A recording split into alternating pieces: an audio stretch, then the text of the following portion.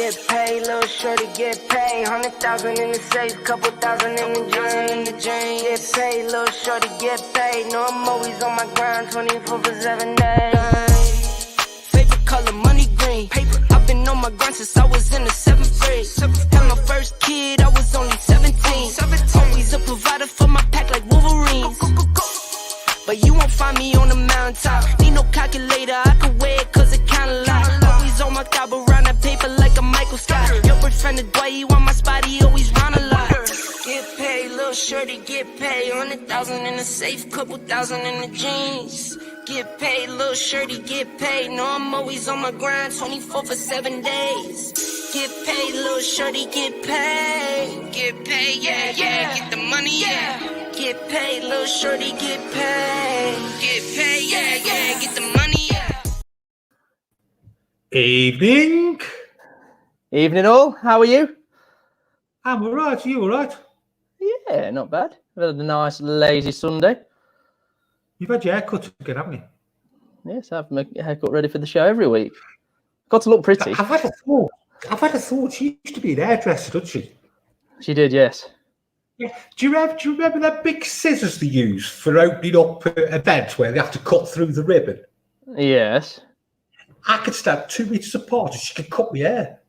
I reckon another couple of weeks you'll need a hedge trimmer, to be fair, Jason. It's getting... Cheers. Hey, I need to tell you something. What you got to tell me? You nearly did the show tonight, you know, on your own. Oh, that would have been good, wouldn't it? Oh, I could always go. We've been fishing today. Have you? All four of us, we went fishing, yeah. I'm not a great fishing. I'm not much for fishing, but the kids love fishing and the other half takes some fishing as well.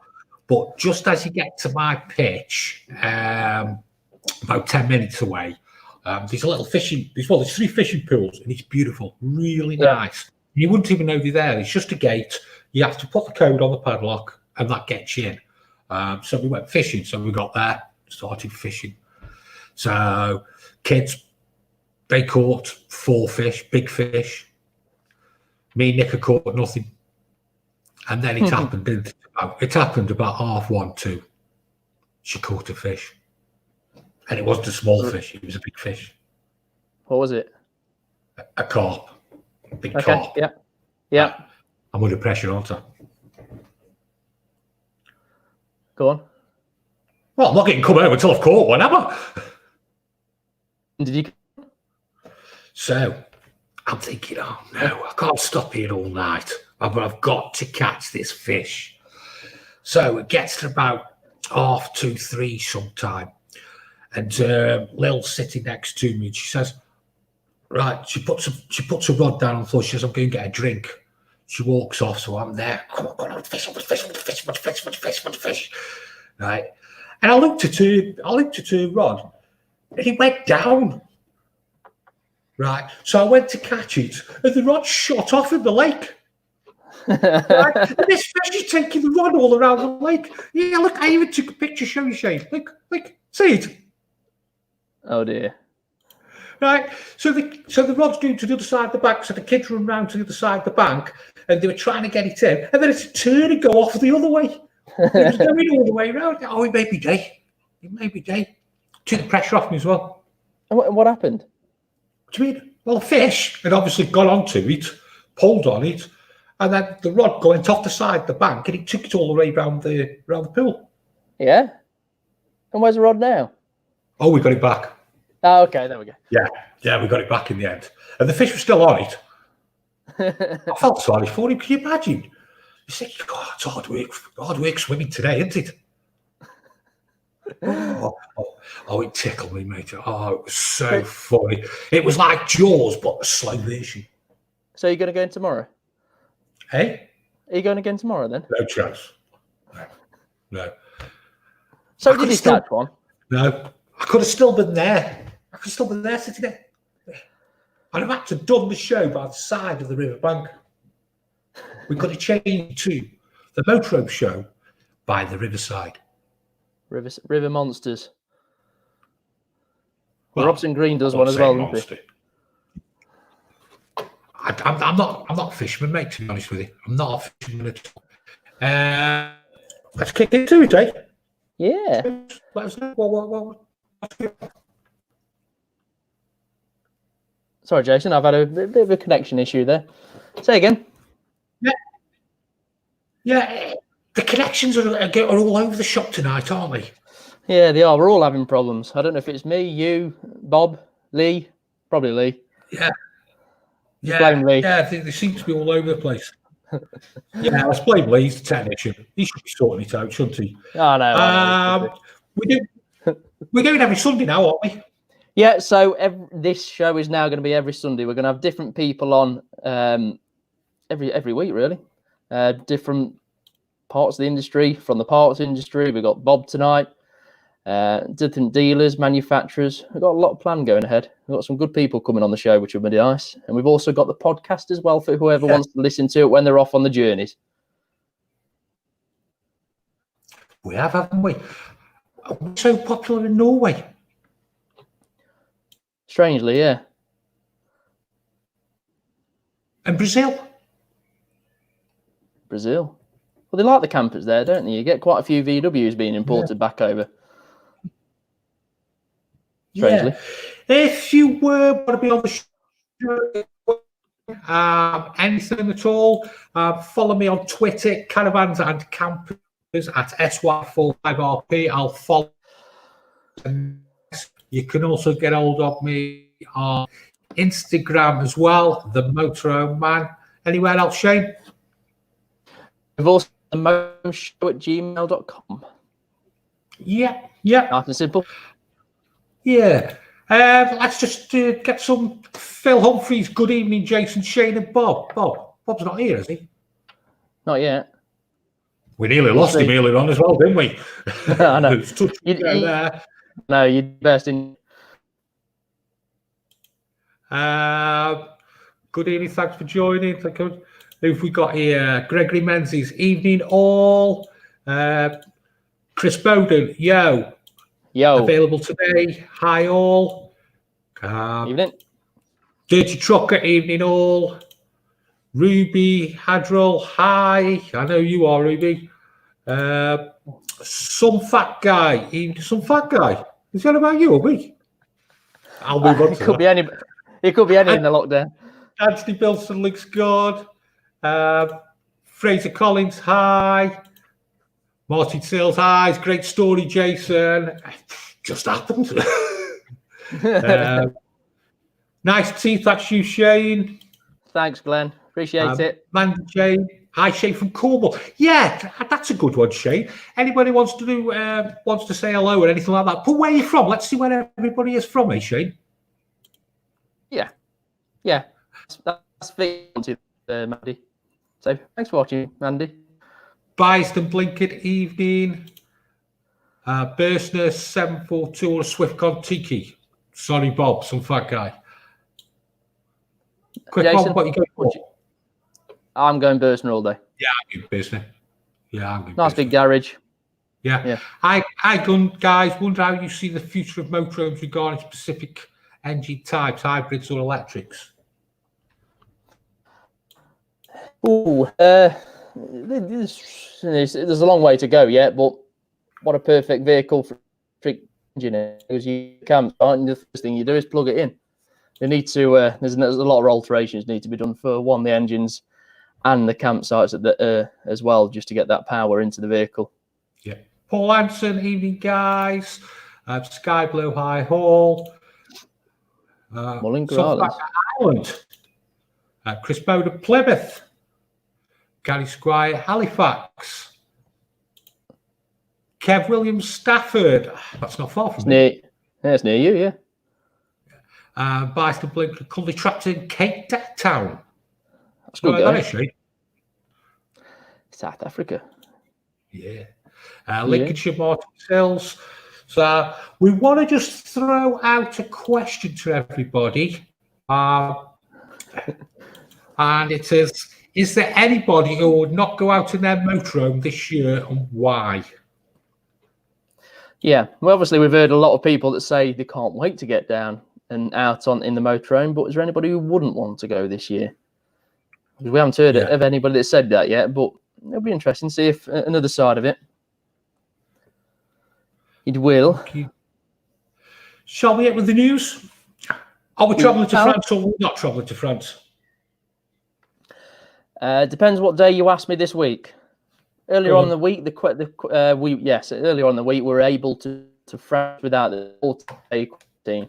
Well, that was what was in the news. Since then, that's changed. They've denied all claims that there was a 14-day block on the quarantine. So, England it is. Staycation is the one. RV sales in America. Yep, RV sales, a bit like over here. I mean, I know Jason started the interest, and we have as sales were up. This was a few days ago now, but sales were up 35%. And part exchanges, I think they're down from 35% to around 20 to 25%. Was it, Jason? Yeah. I believe. Yeah. So for me, that says that there's more people coming in and buying motorhomes that are new to the market. Yeah. Campsites in England. Campsites now, there was something drawn up on the 11th of, we're in May now, aren't we? Yeah, 11th of May, basically saying that campsites are due to be open on the 4th of July, as long as all the numbers stack up with coronavirus. So that's good news all around. So wait for a flood of bookings going through. However, Wales. Now, this is a very interesting one. I mean, every 3 weeks this is being reviewed, but 26th of September is the date that they're putting for opening campsites, which is a long time away. 4th of July, everybody can deal with that, but yeah, 26th of September, that's a long time away. I'm not too sure on Scotland at the moment. I think they're being a bit more cautious than us as well, aren't they? Yeah, what's the Caravan Club saying about bookings for campsites? Unless it's changed since. It was always the 1st of July, so I'm assuming they've put it back 4 days. Bookings have gone up though, haven't they? Yeah, they have, yeah. 135% up on last year, wasn't it? Yeah. So since Boris's speech to say they were lifting lockdown. On the Sunday, wasn't it? Yeah, that's right, yeah. Staycations are going to increase as well. Yep, staycations up 81% year on year. So, especially with the France news, I think that got a little bit political with Europe, and they were saying, well, if you can come into this country without the quarantine, then we should be able to be as well. I think that's going to be a very big thing, which is good. I mean, if we've got the weather going on like it is now, I've not got a problem with that. Just hope there's the bookings available. What's happening in Dusseldorf? Okay, so as we said last show, I think it was, Heimer are back up and running, or about to be back up and running at the factory. However, they have pulled out of the biggest show, I think, isn't it, the Caravan Salon in Europe? Certainly, they've pulled out of that show, which I mean, I'm just guessing. I'll probably say that's.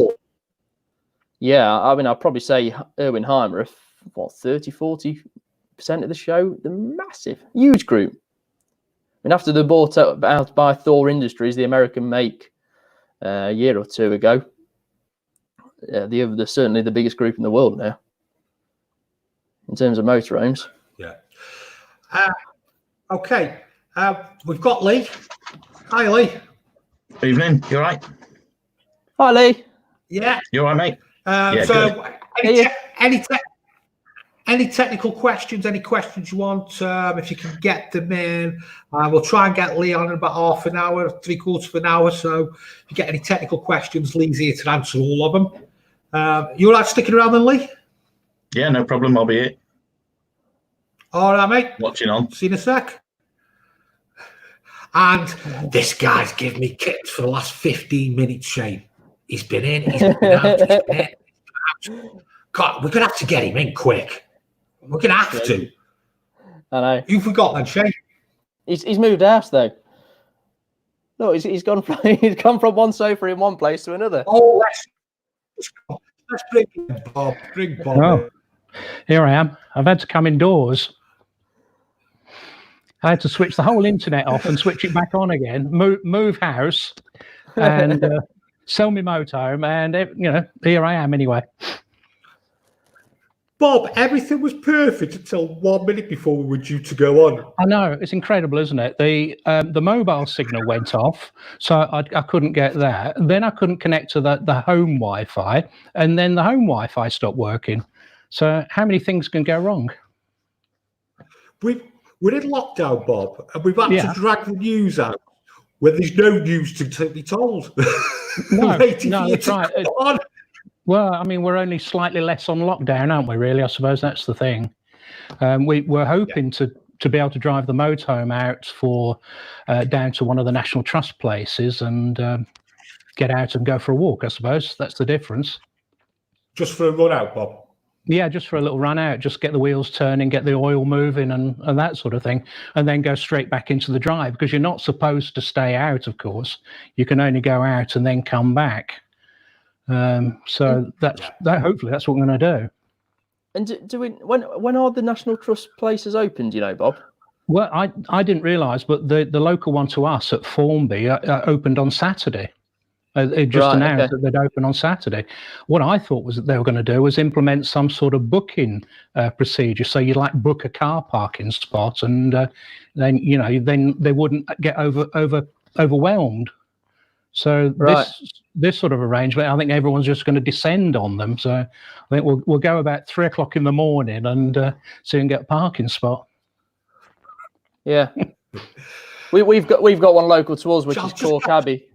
Sorry, which will go around on the weekend, and we went for a walk Sunday morning. All the gates were shut on that Sunday morning, so whether they're opening this week, I'm not too sure. Well, I think it'd be good to get them open. Yeah, I think the bigger homes, the properties, I think that's where they're going to have the booking system. But Formby Point is like a big open area with woodland and that sort of thing. So, I think it's a bit different for the houses. Yeah, that'll be nice. Yeah, well, looking forward to it. Anyway, I'm just going to catch up on these. We have Fraser Collins, sunny South Wales. Biaston Blinkard, usually London. Jason sounds more like Norman Collier. Who's Norman Collier? You'd have to be a certain age. You don't know. Go on, Bob. I've no idea. You know how Norman Collier is, Jen? No. I know he's a sort of person. I think he was a comedian, wasn't Possibly. he? Okay. Yeah. Carl Totten tuning from Stoke-on-Trent. That's my neck of the woods. Not another one. No booze allowed in South Africa. Lockdown. Wow. That's a bit boring, isn't it? Bob from Uddingston. Hi, Bob. Where is Bob Earnshaw? He's here. He's here. It is. Yeah, wait. I want to buy one this year. Yeah, do it. The Beckwiths. Good evening, guys. Can you tell or not? Otherwise, Bob would have been there before you. I wish. Is that your pub videos, Bob? Yeah. We did top 5 pubs with like a collaboration. So I think we ended up with about 20 odd pubs. So it's worth checking that out. Oh, yeah. Where are we next? Ireland. Still looking to buy a motorhome. Great info. I hear the rental is about to take off. What do you think, Bob? Yeah, I think so. I mean, rentals are we got started by hiring a motorhome. We hired twice before we knew we really liked it. So definitely a way to go. And funnily enough, we bought from the dealer we hired from. So there you go. A really good idea. Oh. Yeah, so it's, because it's a lot of money that you're plowing into one, and to just pick up one, not knowing which layout's going to suit you. Well, you don't even know if motorhoming is going to suit you. I suppose that's the thing, the actual lifestyle. Yeah, definitely. Martin Sills, hi, Bob. Hiya. Anthony, is the NEC Motorhome show in October likely to go ahead, Bob? I don't think so. You were talking earlier about the Erwin Heimer group, Heimer pulling out of Dusseldorf. I can't really see them going to the NEC. So you got the likes of Eldis and Heimer and Corrado, and those people are not going to be there. So I'm not sure it's going to go ahead. If it does, it'd be quite limited, and it'd be quite difficult, I think, as well. I just struggle to see how you. Yeah, I know. You just struggle to see how there's going to be so many people going in and out of vans. It just doesn't compute, really. No.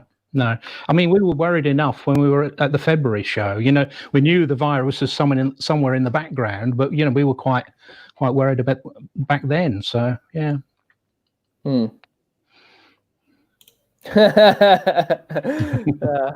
I just saw. You see that one, Jason? Norman Collier did the act. With the microphone. I think we're all having internet problems tonight, mate. Yeah. Question. I'm looking at buying a van conversion, 40 to 50,000, Auto Sleeper Fairford, Auto Trail V-Line, Swift Select, Auto Trail Tribute, Wild Axe Aurora, Luna Landstar. Which would you choose? Bob? Some good vans there, Bob. Yeah, some good vans. Yeah, we like Auto Trail, we like Auto Sleeper, and we like Swift. So it's really about choosing a layout that suits you rather than a make or manufacturer. And like I said earlier, I think getting a good dealer is probably more important. Find a good layout, find a good dealer, get a good deal. Blimey. Yep. Two good vans there. Wild Axe and the Luna Landstar was a great fan as well. Oh God, we're not going again. We're still there, are we? Yeah. Can we Wild Aurora? Sorry, Wild Jason, Axe. your signal's gone. Yeah, Wild Axe. So me and Jason, when we went to the show, me and Jason went round the Wild Axes because I think he got a bit of a soft spot for them. Yeah, me too. Is the best way to put it. Yeah, I didn't know too much about them, but he's showed me his ways. What was the other one? The way I look at Devon, yeah. Devon are worth a look as well. The way I look at vans, Bob, is I look at accessibility. How easy it is to get at things to fix them. So if you can get at the pump and you can get the various items, therefore it's the longevity of a van because people will get them fixed then, you see. How do you feel about A-class vans then, talking about being able to get in it? A-class fans, Always go German, Bob. Yeah. I think with the German manufacturers, how they build them is look, we build these vans, but they are going to go wrong at some point. Let's make it easy for the lads to fix. Well, that's what I was thinking about A-class fans, is that because you've got this shell over the engine, it's not easy to get in the engine, and particularly for sort of normal maintenance. So I'm sort of put off A-class fans for that reason. Maybe. That's a good shout there, Bob. That's why I've got a mechanic.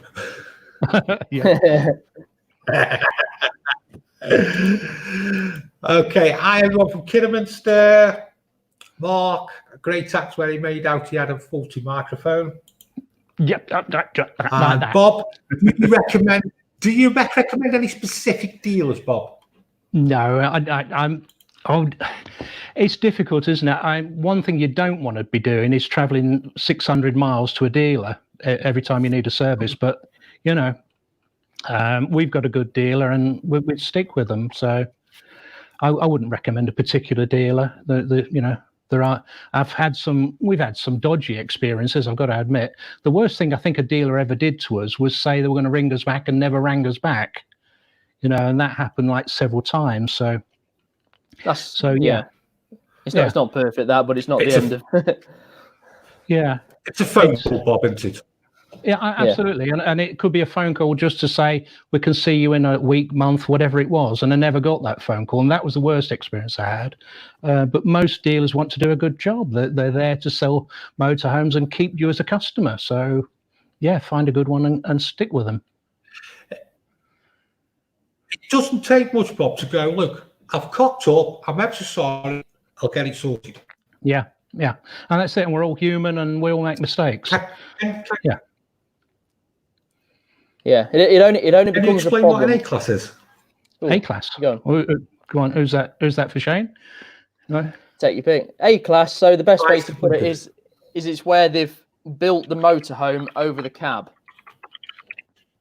So you don't see the normal. So like that Fiat that you might be able to just see on the left-hand side of Bob, you can't see that. There's like a flat front almost, or a slope.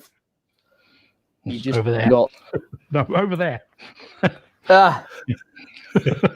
Sorry, on Bob's right or left. Yeah. I don't know, one of the two. Yeah, it's like they've taken everything off. If you imagine just got an engine and a chassis, and they build everything on top of that, Yeah, and put some seats in it. So yeah, that's an A-class.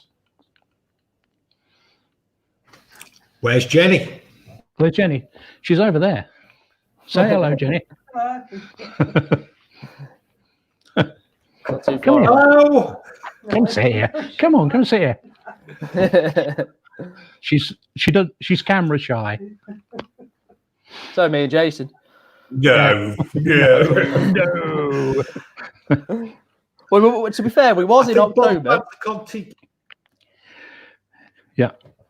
Yeah. I like the layout. We like single beds, and we like the lounge layout. So it suits us. But the key thing is finding a layout that suits you. People ask me, what motorhome should I buy? I'm going to say, where do you start? Do you want fixed beds? Do you want drop down beds? Do you want high level beds? Do you want island beds? Do you want queen beds?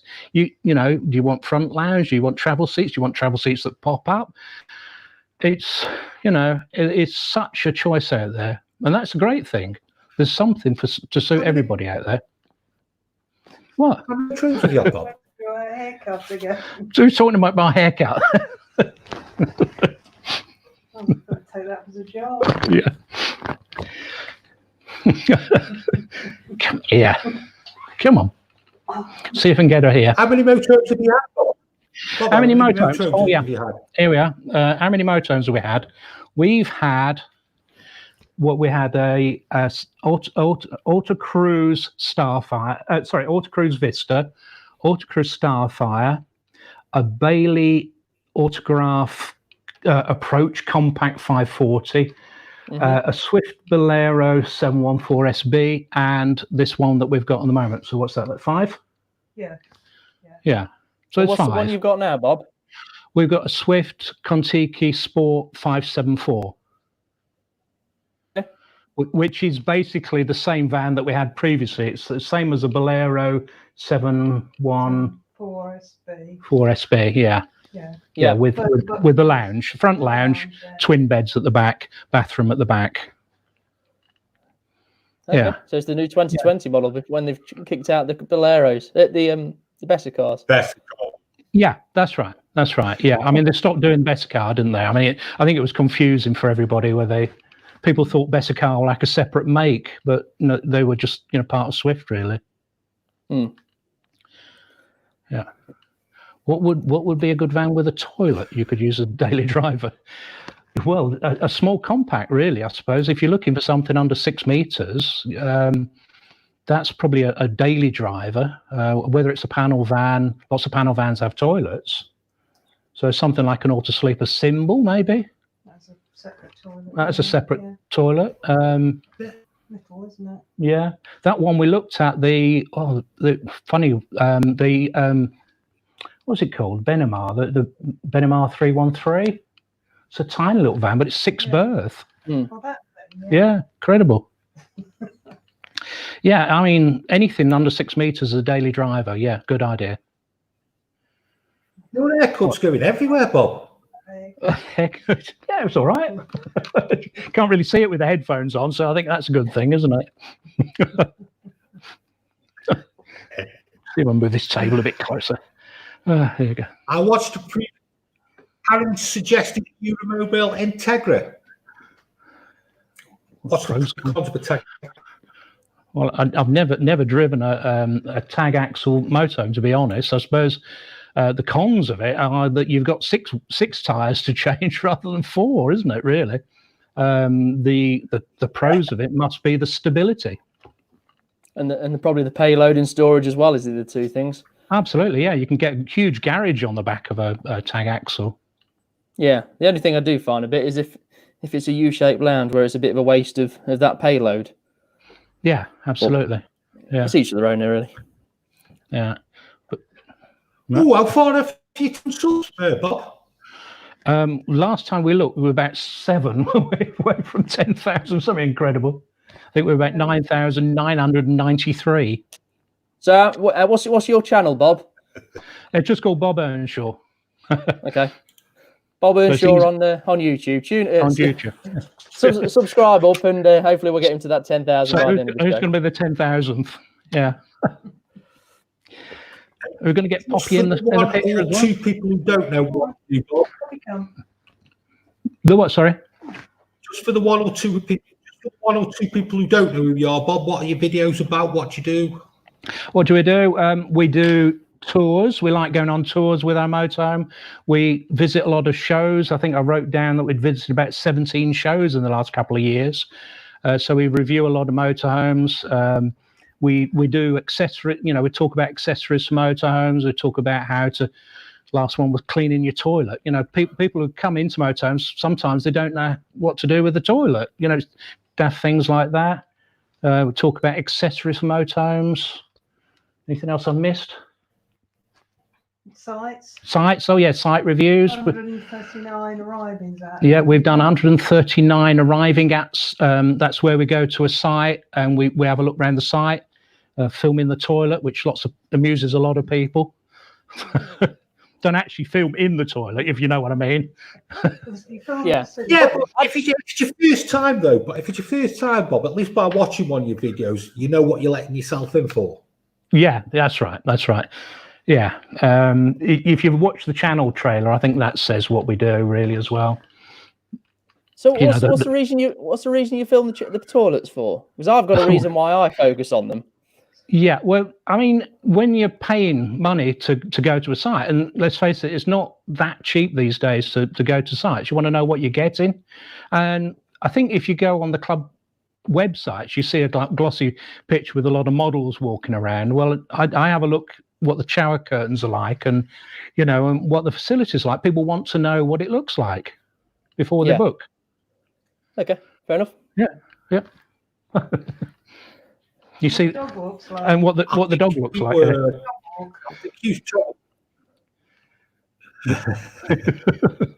There's a dog. Here we go for you, Bob. What small car can you behind the motorhome? Well, really, you're looking at a car that weighs probably not too much more than a ton, I guess, because you're going to have problems if you go a small car. We tow a VW up, so something like a Peugeot 106 or 108, or the small ones, or Citroen C1, that sort of thing, or perhaps a small sports car, something small. The people who do the A-frames will tell you what sort of cars they can convert. So that sort of tells you, what cars you're looking at. Fiat Panda, Fiat 500. Fiat 500. Well, they can do Fiat Panda. Daewoo Matiz, those sort of cars. The VW Up's a great car. It's 5-door, so it's you can fit people in the back of it. Yeah. Do you want to go for that, Shane? Best place to look for a used motorhome online, Auto Trader, eBay, any other good sites? I'd probably say those are the main two, but generally I'd say look on all of them because there's going to be, depending on what packages dealers have got and where. eBay is cheaper to advertise than Auto Trader from a private seller. Yeah.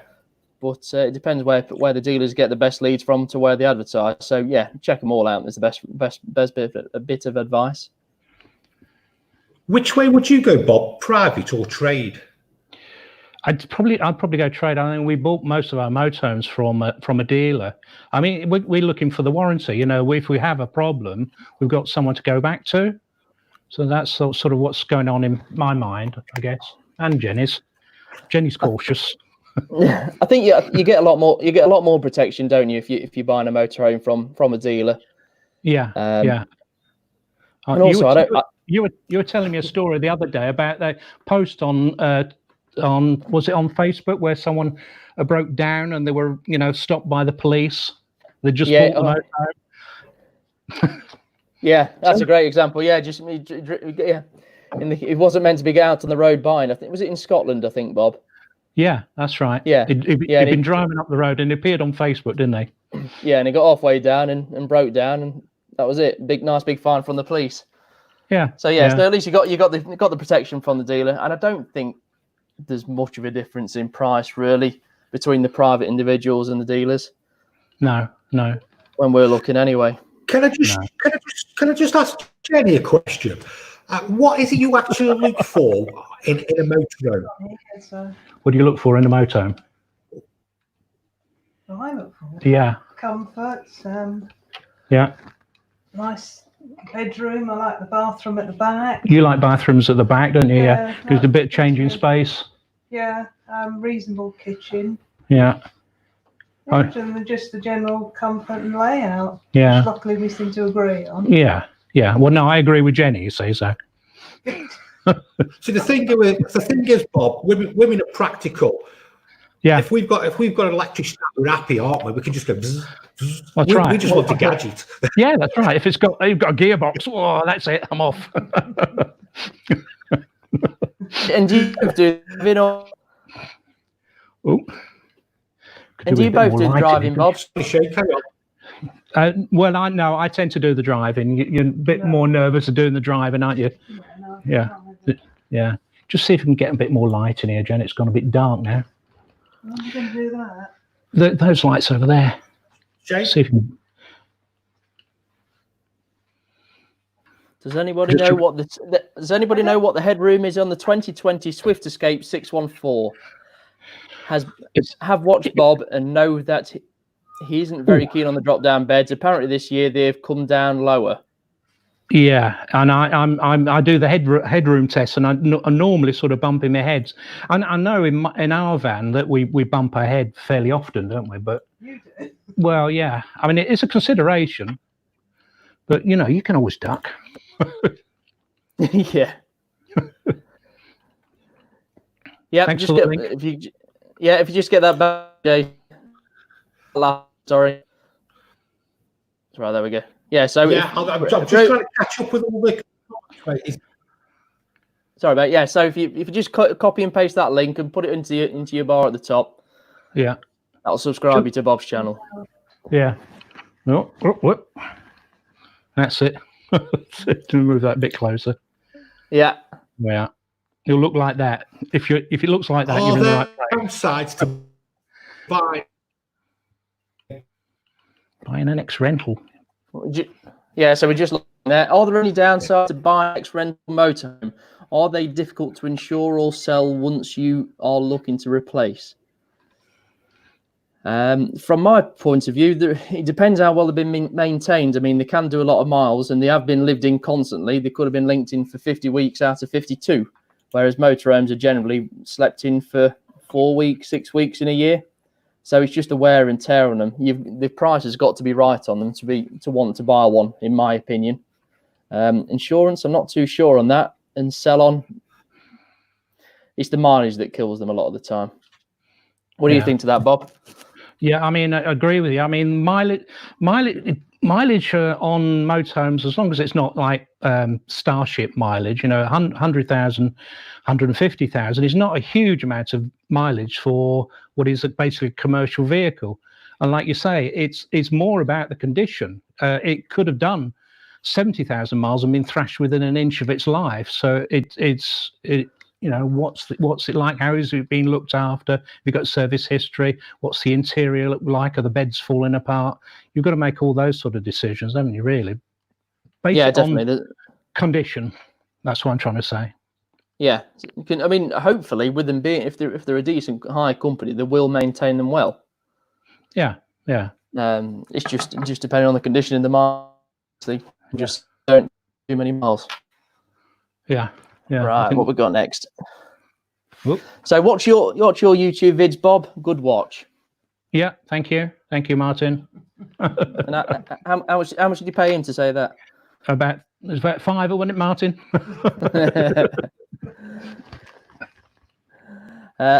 Tony Williams, hi Bob. Every time you go to a site, you never show inside the booking office. We thought about doing that, but I don't think they're that keen on doing it. I know a couple of people who have actually done the booking office. It means I've got, when I turn up on site, I've then got to explain to them what I want to do. You know, is all right if I film you, and we'll do a, you know, as if I'm booking in. You know, so it would extend how long it took us to book in. I suppose I could go back and say, do you mind if I do like a dummy booking in? So yeah, it's a fair point. We could do it sometime. I think Here We Tow know the people, don't they? Yeah, Here We Tow, the other YouTube channel we know, Here We Tow, they knew the people on site who said, yeah, let's do a booking in. So perhaps if we get a friendly ward, and we might do that one day. So good question. Yeah. Yeah, I guess it's, yeah. I mean, we get comments on our pages. Why don't you do this? Why don't you do that? I guess it's something to learn from. And but I completely appreciate the business might not want you. No. In the bit. There's normally a queue. Yeah, that's right. Normally what? Normally a queue. Yeah. There's normally a queue. Yeah. Yeah. Yeah. Do you think I can move that table round a bit? No, not without looking at it. No. All right. All right. No, I won't move the table. Okay. How do you keep the motorhome smelling fresh inside? Now, this is more one for you, Bob, because you spend a lot more time in them. Yeah, I mean, we just furniture polish. You know, we polish the cupboards and the dashboard, and we keep the windows clean, clean the carpets. So that's the thing. Carpets hold. If you keep carpets in the motorhome, not everyone keeps carpets in there. Washing the carpets, you know, using proper carpet shampoo on the carpets, that helps, doesn't it? And keeping the big source of smells, of course, is the toilet. Keeping the toilet closed, using some spray. Yeah, it keeps it nice and fresh. Yeah, just keeping it clean. Yep. Right, now I'll bring Jason back in this. Yeah, it is actually. Yeah. It is one for Lee. We'll save that one for in a bit. Gregor, what engine, leisure battery is best for a motorhome? We'll save that for Lee. Oh, he's back. He's here. Here he is. It's a good job. Far away, Lee. Yeah. Right. What engine, leisure battery is best for a motorhome? I would personally go a leisure battery gel type. You could use a lead acid battery, but you've got to keep an eye on the levels of those. Make sure they keep them topped up. Engine battery, that all depends on your vehicle. That's really something I'd probably put more towards the mechanics. But yeah, as long as you've got a big enough battery on it to crank the engine over and whatnot, yeah, that's fine. But for the leisure side of it, a good probably 110 amp hour gel battery, but I'd go middle of the range. You don't have to go mad and buy a really expensive one. Yeah, can you hear me? What's the difference between an engine and a leisure battery? The engine and the leisure battery, right? The engine battery is designed for cranking the engine over, so it's got a higher cranking amps. The leisure battery is designed to discharge more slowly, so that you can run your lights and everything. It doesn't need that boom of power to turn an engine over like the engine battery does. It is just literally a case of the leisure battery is more for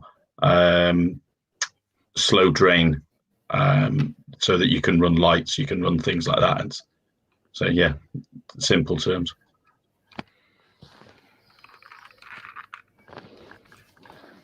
Okay.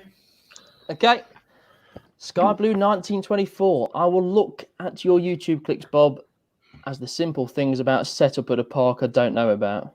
And yeah, it is good to see that side of things. Yeah.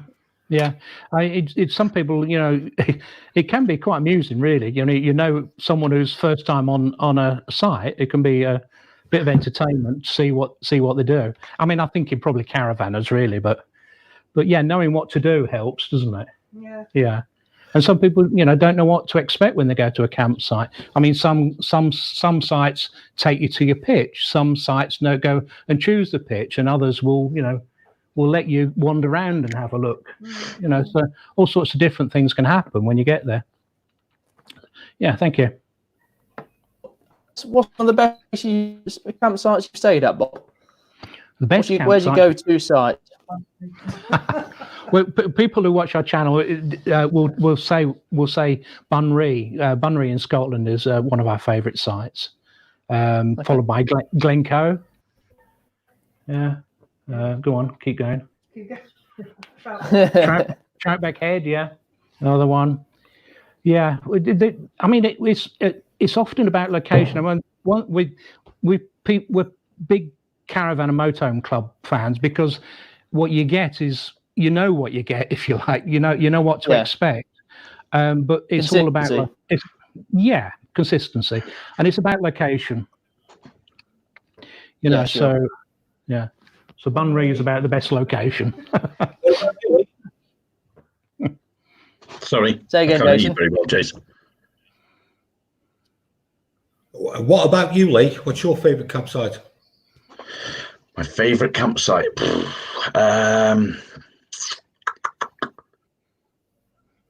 We go to.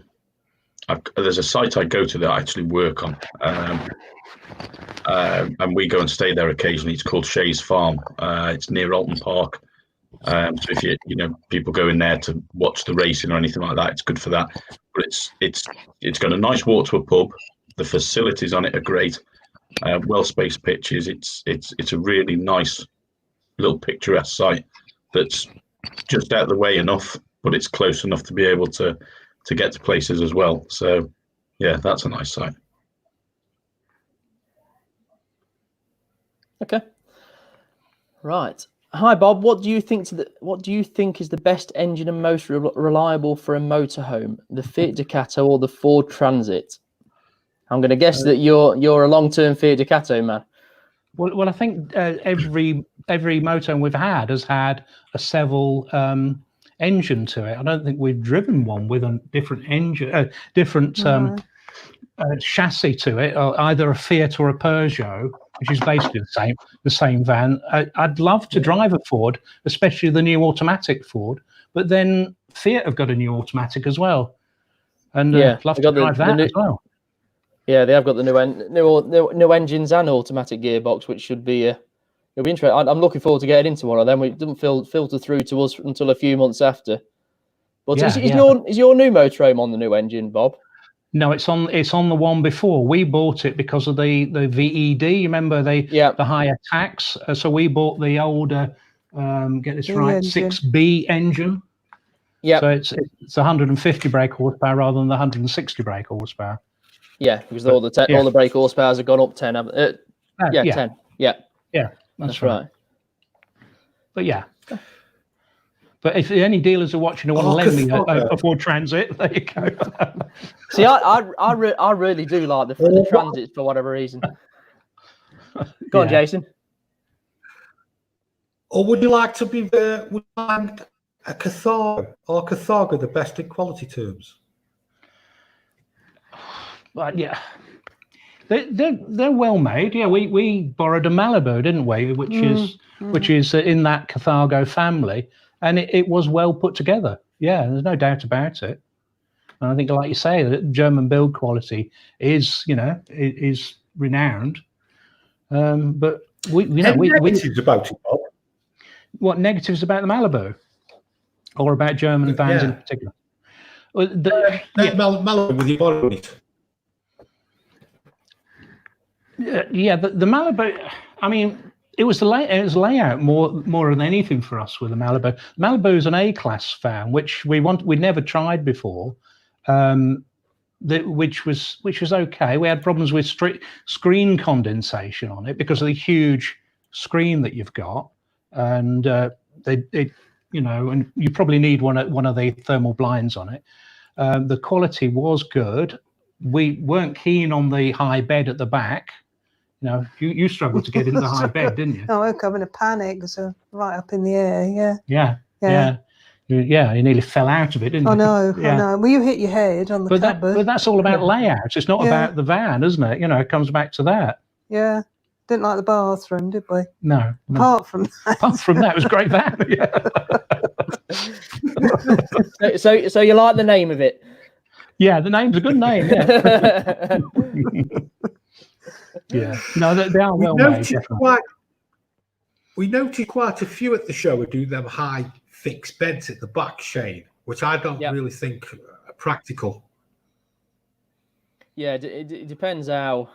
It depends on the access to them, really. If it's I'm not a massive fan of transverse beds across the back because they do tend to be high to get that garage space. If you have got the twin beds, at least you have got steps to climb into it a lot easier. It's just all about the storage space, really. Yeah. I mean, a lot of people look for big garages, don't they? But then, you know, if you've got a van that's on a 3,500 kilogram chassis, you struggle with payload. So then, you know, you really won't be fitting your quad bikes in the back of it. Yeah. Okay. It was just book Southport for 3rd of July. Yeah. What was that? Someone's just booked Southport. Can you or would you recommend Any independent any panel van? independent panel van conversion specialists? Is that for me? Yep. Yeah. We like the ones we've liked. Yeah. Devon, Wild Axe. Who else comes to mind? IH. Yeah, IH. Yeah. I mean, IH are incredibly expensive vans, but they are really, really well made. Were those people we saw in Scotland? People who saw in Scotland, Clyde built. Yeah. Yeah. There's a week on. No, there's loads of independent converters there who are doing a really good job. So it's difficult, isn't it? Just, you know, some have a good name, you know, so look for that, I suppose. Lee, anything that's impressed you when you've serviced? Wild Axe. Yeah. Wild Axe are one of the ones that you tend to find meet regulations really well. So for the gas and electric side of things, they're well converted vans, Wild Axe. I've actually had someone ring me yesterday to book his in. I think they're a great family. Yeah. They are. It's you normally find with a lot of panel van conversions that things are done that don't meet regulations. The gas mainly is the biggest one. But yeah, Wild Axe, I've never been to a Wild Axe that there's ever been any sort of issues with the build of it. Okay. I don't know too much about panel vans in all honesty. I think I've said this before. We tend to go straight for the main motorhomes. It's a slightly different market to who we deal with for whatever reason. For Breeze, Bob McKay says how to keep it clean.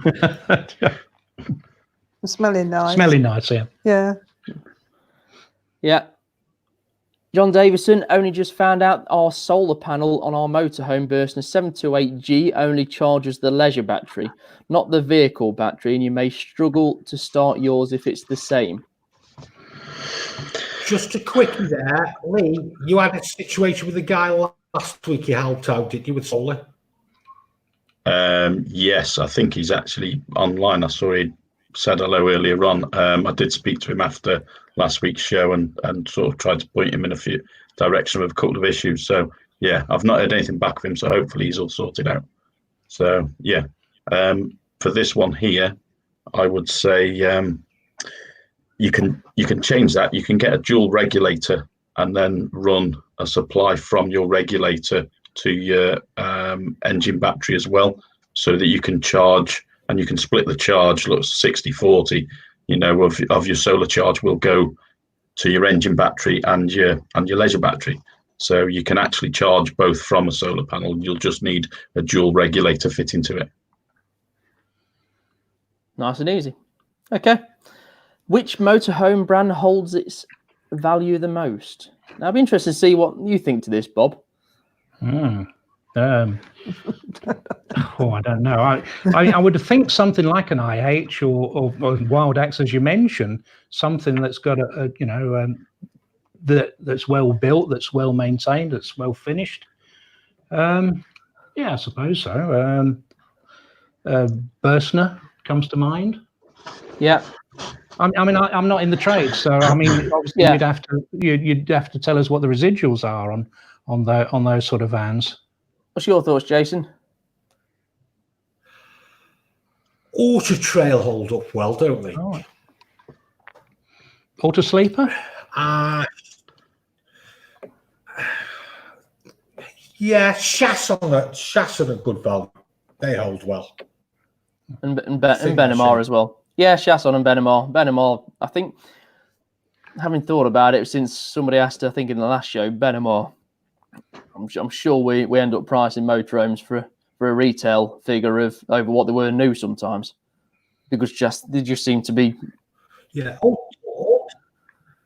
Auto sleepers tend to do a lot of two berths, don't they? Auto sleepers. Yeah. Yes, they do, and it depends what you're looking for, because they do a lot of the time tend to be heavy as well. We find if you're looking at the coach built motorhomes. Yeah. Yeah. Available today with showrooms that are just about to reopen. How does the panel think it will go? People may well remain skeptic about going to a showroom, click and collect. Will click and collect catch on for motorhomes? How do you feel about doing that, Bob? Or do you want to have a good look around a showroom before you buy? Or well, I think you can do it a little bit online, can't you? You can ascertain what sort of layout you might be looking for. Back, rear bathroom, twin beds, whatever it is, and then you could go to a showroom and say, "Well, I'm looking for this type of motorhome," so you could narrow it down a little bit that way, and then you know what you're looking for. But you still want to go and have a look, sit on the cushions, and feel the curtains or do all that sort of thing. So you've got to have a little bit of touchy-feely, haven't you, really? Let's say this, Bob. In lockdown, let's just take the scenario that, right, you've made a decision, you want to protect your motor. Yeah. You've made that decision. How would you go? Would be your... I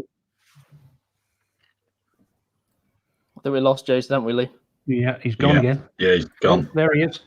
He's back. How would you feel comfortable in retailing and buying the motorhome? How would you go about it? Me? Yeah. Me? Yeah. Yeah. Yeah. I would say that if you've got all the social distancing in place, and you can go and have a look, and you know that the motorhome's been cleaned and all that sort of thing, I'd be quite happy going in there. Yeah. I mean, I think there's going to be some good procedures put into place. I'm really hoping. We had a guy called Mark from the Caravan place on the other day, and the work that he's done to his site to get the one-way systems in, the perspex glass on, and little points for sanitizing points and everything like that. And I've seen some companies this week that have got something called an ozone generator that they're putting into motorhomes, which I don't know too much about them, but I know that the car dealers love them, because if there's any smells or anything like that that's caught in the fabric, it will kill them off and sanitize it. Right. And that's how they tend to get rid of the smells. So I think that's what some are announcing that they're trying to do. Whether it takes a day or so to do that, but that's fine, because at least you know that you're safe to go into the next one.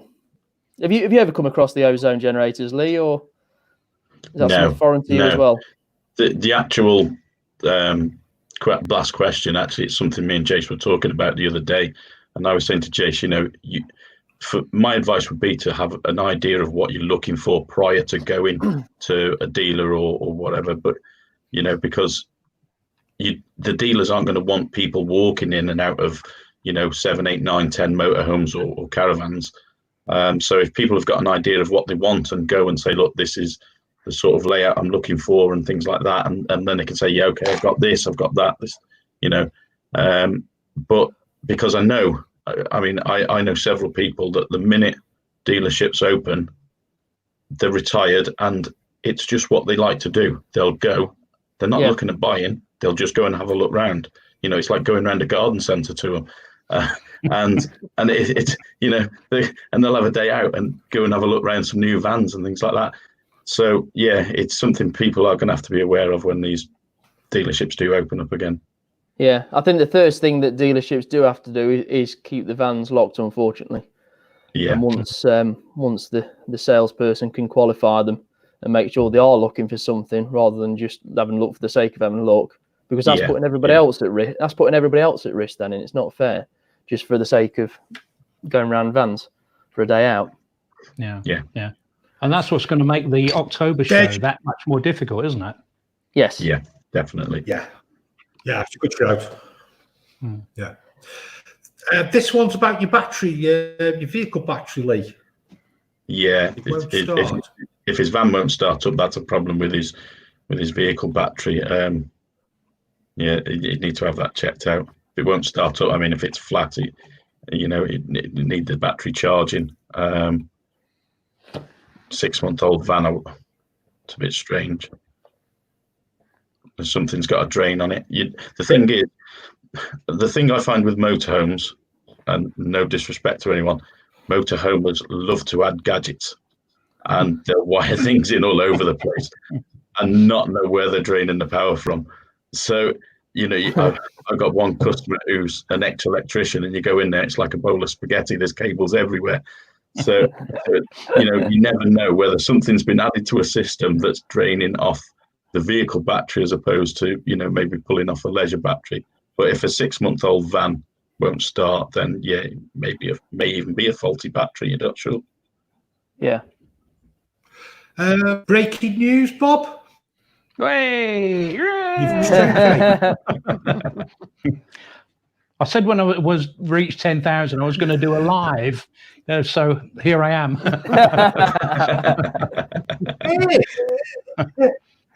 We need a thank you speech now, Bob. I'd like to thank my mum, my dad.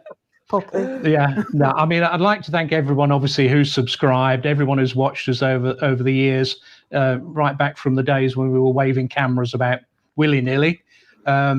It's been fantastic. It's also, obviously, I've had all the help from other YouTubers as well, going on their lives has helped, and people, and the community in general, the not just the YouTube community, but caravanners and motorhomers. We're amazed. We're just a couple of old guys who go around with a camera, This is one of the reasons why me and Jason wanted to do this show, just because it just brings more people together. And it just opens a few more doors and lets people see things that they wouldn't normally see. Be able to access Lee for his friendly advice.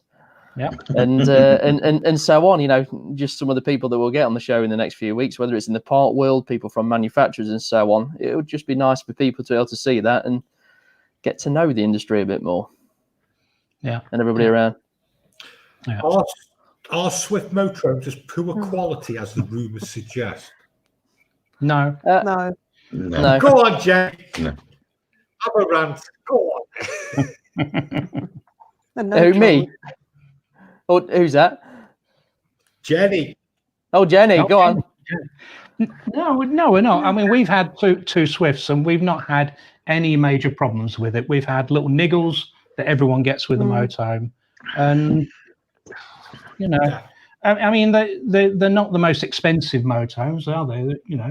And no. you often get what you pay for. If you want to spend £126,000 on a motorhome, you should get a pretty good motorhome. If you want to spend half that money, then you get quite a reasonable motorhome. And that's the problem I have with people saying such and such is crap. It's it's that sort of it tars everyone with the same brush, doesn't it? Yeah. I think a lot of the bad. I tend to use. I'd say the Swifts are really the Fords of the motorhomes. Yeah, that's right. Yeah, I mean, we like Fords. So Yeah. we're middle class, so maybe that's what it is, you know. The thing is, but no tells you whether that's perfect. We didn't have They any only tell you when problems there's a with it, problem. did we? Yeah, that's right. That's right. People only moan about something when there is a problem. Swift and Bailey and Eldis are the biggest manufacturers, so there's going to be a lot more vans with more problems. And I don't know if That's you've exactly. yeah, and I don't know if you came across this as well, Lee. I mean, they did have a problem with the floors a good few years ago, didn't they, Swifts? Yeah. There's been a couple of recalls on Swifts over the last couple of years. Different things with battery straps, drop down beds. I hate drop-down Little beds. different bits and bobs. But Swift have addressed them pretty well.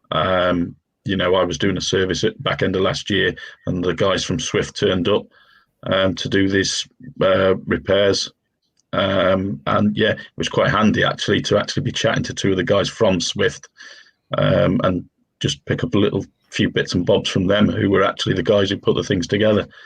But yeah, I think the thing is, Swift are a popular motorhome, and like Bob just said, people only really review things mainly when they've got problems. They're quicker to point out the negatives rather than the positives.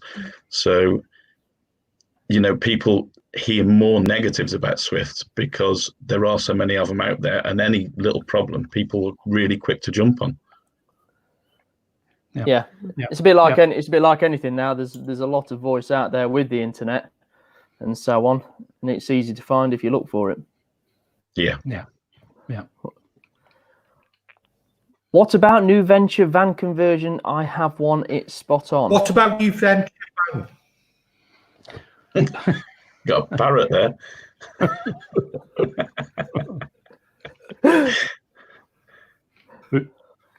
It's not one I come across a lot of, to be fair. I've probably only ever dealt with maybe 2 new venture van conversions.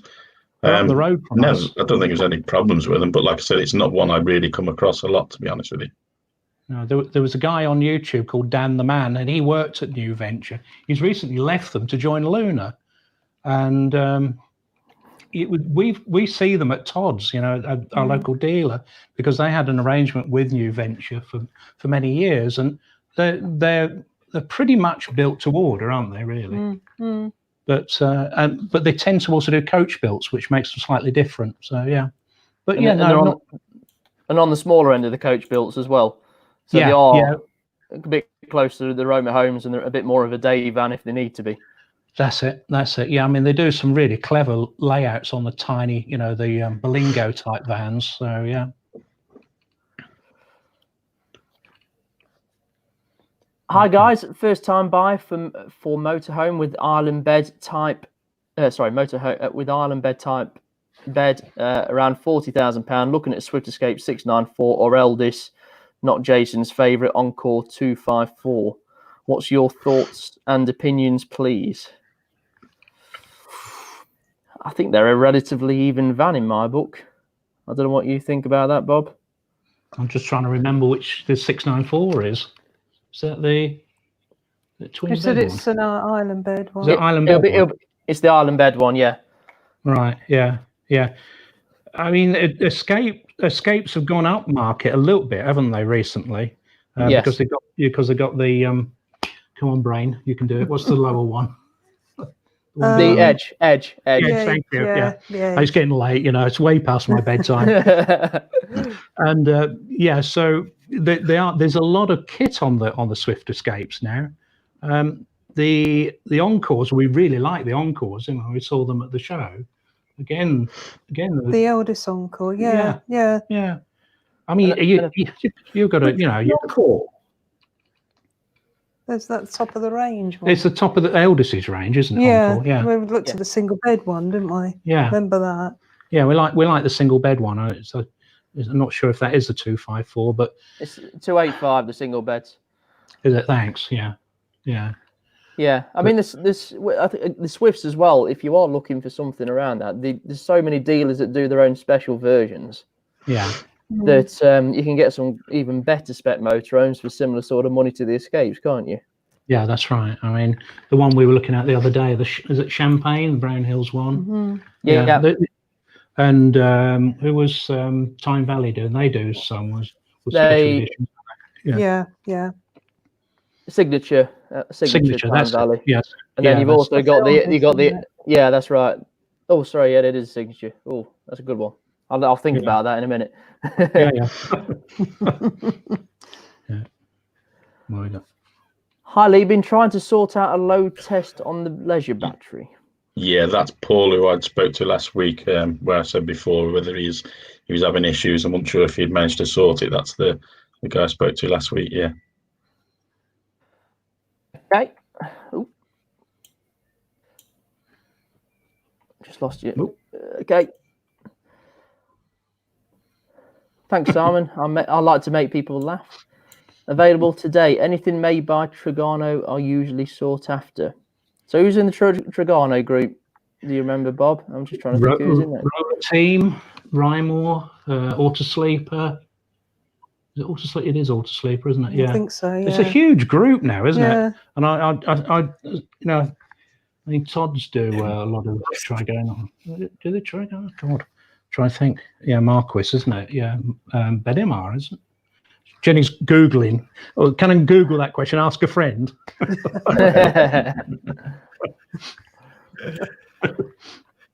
High top or pop top? Oh, blimey. High top. High top, yeah. Adria. That was the other one. Yeah, Rapido. Yeah, I go high top. High top, yeah. High top, they are. Certainly for motorhomes, yeah. Yeah. Yeah, Is there any particular? God. There is a big list. That's a Trigano range. Yeah. Is there any particular motorhome you could recommend that is better suited for freezing, winter or year use? Thinking about insulation for body, water pipes, etc. Budget up to £20,000. And I'm probably going to ask Adria. Lee on that. What's Adria? Yeah. Adria, a well insulated van. Yeah. Budget wise, yeah, I'm not sure what you'd get in that budget wise. That'd be more something you guys would know. But if you're looking for a well insulated van for winter time, Adria's are really good. Yeah, I'd possibly say look at the more German makes, because you are going to get something that can do those sort of temperatures, because they're used to that. You're looking for double floor ones as well, aren't you? Really? So yeah. Yeah. Don't the Timberland do the double floor screen? I don't think so. They tend to do van conversions, don't they? Timberland. Yeah. Yeah. I don't know, Jason. Do they? Strade. Oh yeah, they did do one for a while, didn't they? That's right. They did a coach built one. Yeah. Did the camper as well, Bob? Yeah. They did do, yeah. Smithy's Contiki just finishing editing a new video. Phil, just a few bits to add to it. You've been keeping busy, mate. I think that's a conversation between the conversation. I think Jason already spotted that. Far away, Jace. Discounting tag axle. What is a good motorhome for 20k with fixed bed at back and overhead bed for visiting kids, but primarily just for me and the dog? Yeah. The problem you've got there is if you've got the kids with you, you're not going to get the seatbelts. No. So you're going to have a dinette behind the driver to accommodate for the kids for the seatbelts, because there'll be benches, won't there, with the fixed bed at the back. Yeah, so especially around that sort of budget, you do struggle for 4 seatbelts. Just the best thing that I'd do is go on Horse Trader, narrow down your search for the price range you've got, 4-berth, 4 belted seats, and it will just narrow down that search, and you'll see what's available online. To be honest with you, Shane, you'll get a Swift. Say again, sorry? You'll probably get a Swift. Yes. Yeah. Yeah. Yeah. An older Swift. Yeah. Yeah.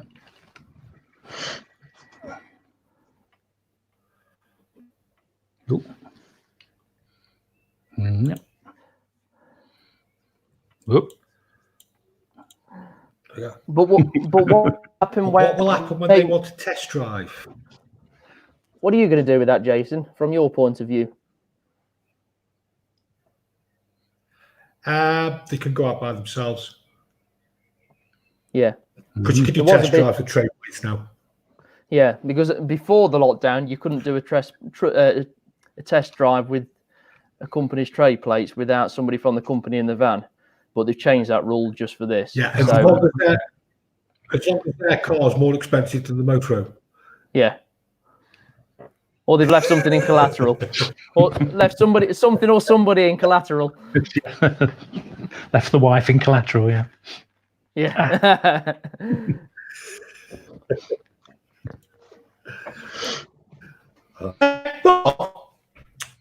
It's a disaster you've had a motor. I lost you there, Jason. Has he gone again? So he has gone again. So yeah, Mark Yeah. the Caravan place. If you want to know what Bob. the procedure is for the coronavirus, that's the one. That's the person to go to, especially for a caravan. He's got it all set up properly.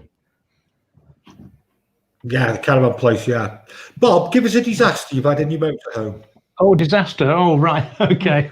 Driving down the motorway in Belgium,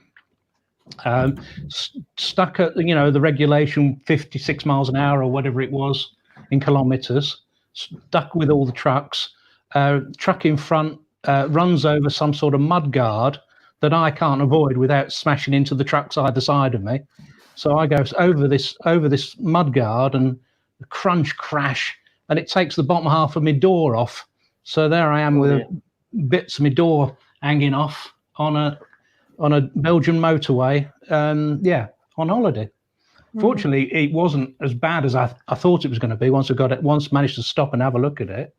But yeah, that was a Could have hit the water. Yeah, it could have tank, taken the couldn't water it? tank out and taken the tyres out and everything. But yeah, that was a disaster. We were lucky to not be worse, I suppose. Anything else? What else we got? We had a few, haven't we? It's that feeling when you're driving towards it and you just hide behind the steering wheel just in case. Yeah, that's right. It's like, you see your life flash in front of you, isn't it? That sort of feeling, everything goes. Hitting General Wade's Very bridge. slowly. Yeah, we reversed into a bridge at Skilling in Scotland. But it was a narrow one-way bridge, and we got that situation where the car coming the other way decided he wasn't going to stop, and I thought, I've got a motorhome, am I going to reverse? So I went, all right, I'll reverse, slammed it into reverse straight back into the bridge. So never lose your temper. No. Shane? Anything else? Okay, we have all thrown with the scene. It's at a 300-mile round trip to go and get it. Brown Hills. We have been wondering what will happen. Are getting it ready? Well, as long as whenever the motorhome is ready, you can click and collect from. I think it was Monday or Tuesday. We've gone. Basically, what they'll do, or what they should do, is they'll give you a little bag or something like that. This is going off What's Sitner, which is where my partner works. They'll give you a pouch with the keys. The motorhome will be parked somewhere, and ideally they should be giving you a walk around video of how everything works, or that's certainly how me and Jason would do it, because then there's no interaction, nobody going in and out the van apart from the customer when he comes to collect it on the day. Yeah. And if there is a test drive. I like the idea of the I like the idea of the handover video. That's a really good idea. Yeah. Well, I mean, the good thing is about it is once you've done it, it's on YouTube or wherever forever. Yeah. And you just reference back to the video whenever you need to. Because no one reads the manuals, do they? No. But they will be more inclined to watch the video. I mean, we did one the other day. It was about 22 minutes, 23 minutes. And we went around everything, how to do everything. And it's dead easy. Yeah. Apart from the editing up after, which takes a bit longer. Yeah. But it's great. Yeah. It's something I started doing early this year. Bob was doing it as well, because I do an handover as well, but it's something they've always got, even for draining down and just good habits to do as well. Yeah. Because if they're anything like me, as soon as you drive out the showroom, you'll be thinking, what did he say about the water? Yeah.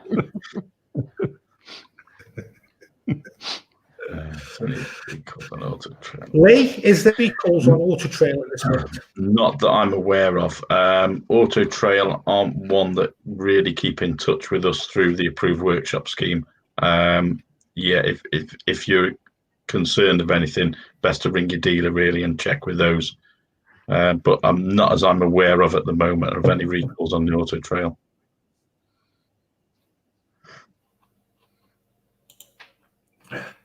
Best UK-based insurance for European motorhome travel. Blimey, there's a hot topic, isn't there? Now that's definitely Your one for you. there, Bob? It is, because we don't come across this side of things. No, when we're going back to my disaster, we obviously put it through the insurance, and because it was a what do they call it? A no fault accident. We'd have been better not putting it through the insurance. So when I learned that after we went through the whole claims procedure, and they only told us after the event, I wasn't best impressed with that insurance company. So yeah, but people always, what's the cheap? I mean, it's a good question. What's the best insurance? People always ask, what's the cheapest? And they're asking the wrong question. There really ought to be some sort of rating for insurance companies. Yeah, because it's all right. It's all right paying £200 instead of £400, but if it doesn't cover you when you need it, well, that's right. Not bothered. Yeah. My big one was I was insured with Staveley Head. So obviously with what happened with Staveley Head earlier in the year, and I was thinking, am I actually still going to be insured now? So, but it seems that they've been saved now, and someone's actually taken them over. Okay. Available today, Shane. Our bed, you have a Bailey autograph. Available today, but we've took a deposit on it today, which is nice for us. Just going back to what we were saying a minute ago about appointments and things like that. People are still buying. We've 2 or 3, I think we've done in the last couple of days. They haven't seen them before. But they put the deposit down and they're happy to come and collect when everything's ready and drive it away. Available today again, Benamar Roller Team, Auto Trail, McLuey, Adria. It goes on. Yeah, there is a big list, as Bob found earlier. Yeah, that's the Dragano range, isn't it? Yeah. Yes, yeah.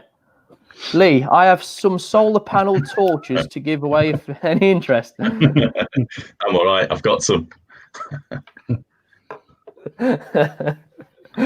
Phil Humphreys, the only thing with a high top you won't get in some car parks if you're looking for a VW to drive all the time. Yeah. But you've got to think that way is what you want to use it for, isn't it? Yeah. Yeah, that's right. Are you just looking for a day van, or are you looking to as a motorhome generally? Paul, what would you recommend the standard foam to fix a puncture or purchase a spare wheel? Spare wheel. Yeah. Spare wheel. Yeah. Unfortunately, a lot of manufacturers don't put a spare wheel on now because they're trying to keep that payload under 3.5 ton. But if you can, I mean, I know we've come across quite a few people who have bought that spare wheel after. So they've got the security. Do you expect insurers to pay some premium back, Bob? Do I expect them to pay it? No, not really. No, I'm not saying that. It was the insurance company didn't explain that there was a no-fault accident. I was purely ignorant about what a no-fault accident was, and they didn't explain it. So I think it was just pure bad training on their call center, I suppose. Because it affected the car insurance. Because it affected our car insurance as well. Yeah. Now, just going back to that comment, I mean, do you think any insurance companies will pay back for not being able to use the van for this? Oh, I see. Length of time. Oh, right. Okay. I'm with the question. There's all this question about people sawing the van as well, isn't it? If you sawn it and then don't insure it. I don't think insurance companies are going to be doing that, are they? They're not. Why would they? You know, why would it's still got to be covered for theft, doesn't it? Yeah, that's right. If it gets stolen and you say, oh, you were going to pay me any premium back, that's not going to work, is it? No.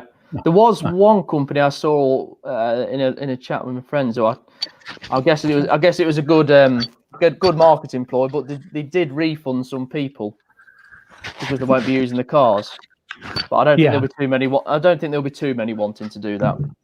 No, I suppose they could do it on limited terms, couldn't they? I suppose, insured on the basis it doesn't leave the drive or whatever, or leave the garage. Yeah, that's right. Tony Williams, loving the show. Great information on all aspects of the motorhome. Can we have Bob on again, please? Depends if Bob wants to come back on. Yeah. If I can get my internet sorted out, yeah. He's doing well now. He's doing well. Yeah. Well, I'm sat on top of the router. I think that's why.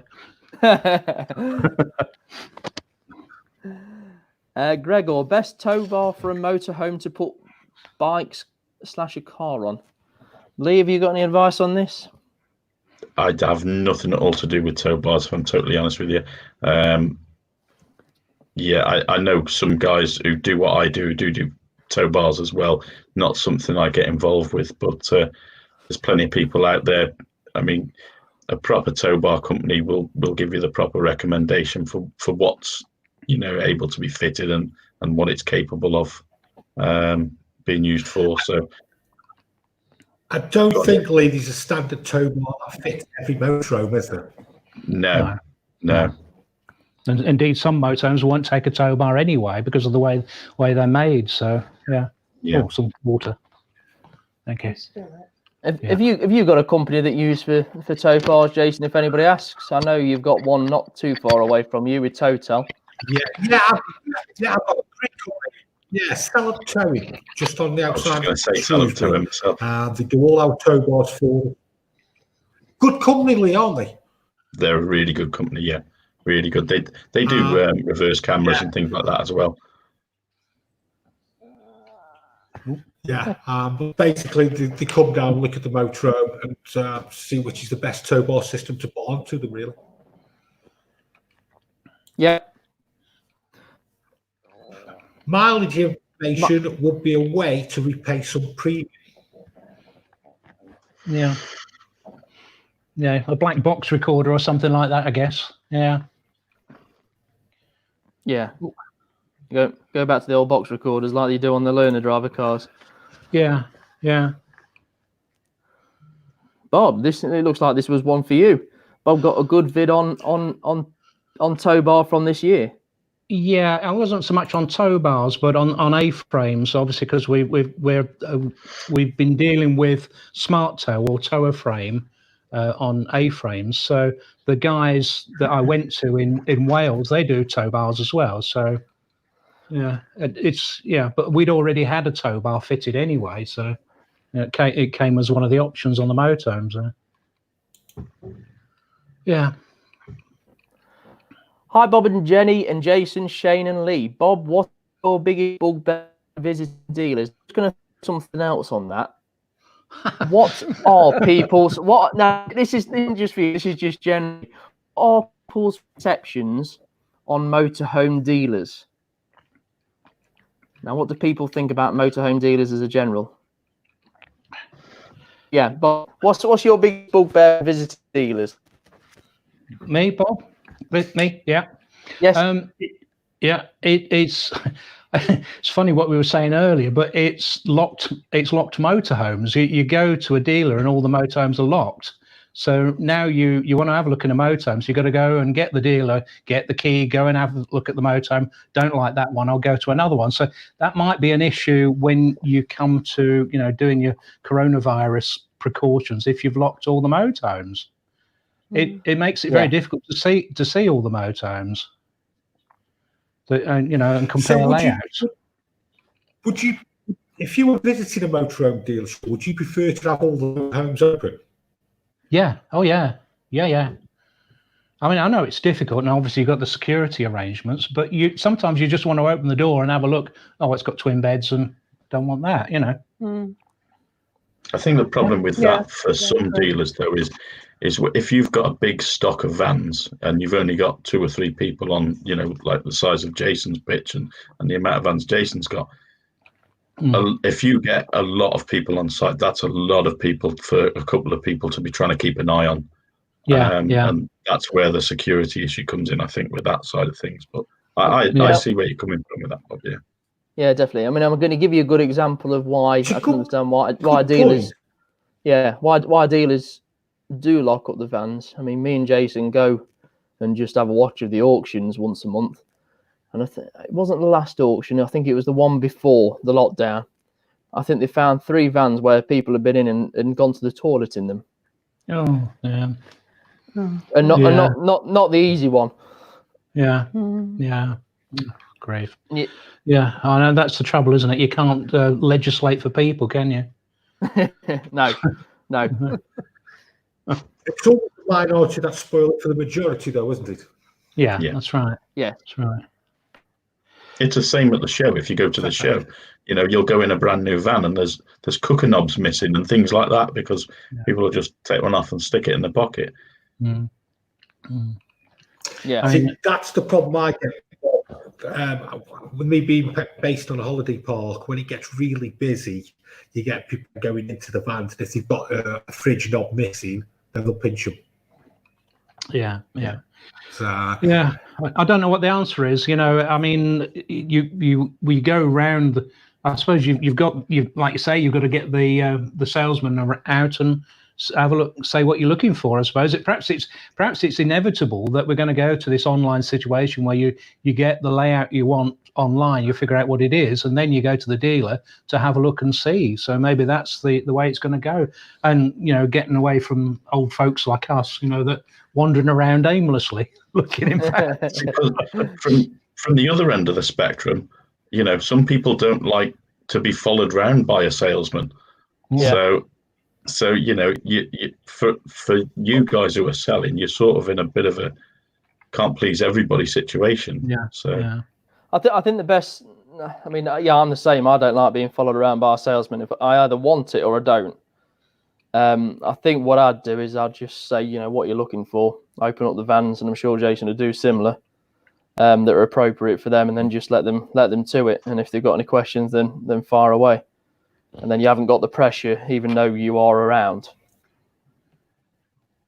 Is the best way to put it. It might be. Bob's come up with something really interesting there from my point of view, because what I was going to do was basically quarantine off all the vans from the holiday makers that came, so then I possibly could leave all the vans open then for when people came. Right. It's certainly all going to be a massive learning curve for everybody. Yeah, it is. Yeah. Food for thought.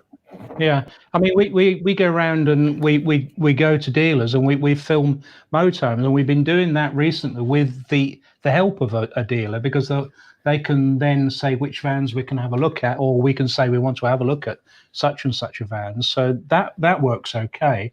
But at shows, we've been going around looking in vans, and they can't lock all the vans up at the NEC or the National Motorhome Show. So I have no idea, how that's going to work in the coming months, at least. Yeah, definitely. Jason, I'm just gonna skip that comment and just go to the next one, because we're on the same conversation. Dirty Trucker, which deal? I'm guessing this is which dealer put the floor pan on the side or on the motorhome? See, that's a good point, to be fair, Jason. I mean, if you could have got the time to print out, say, one photo facing the front, one the back, and a picture of the layout, and then it narrows it down for the customer to what they want to look at, hopefully, potentially. Yeah, some good points come here for me to think about, to be honest. Some really, really good points. Yeah, it's not a bad floor plan. No. Cheers. Because sometimes it is difficult to find those details as well, unless you know where to look. Yeah. I think when we're going... Go on, sorry, Bob.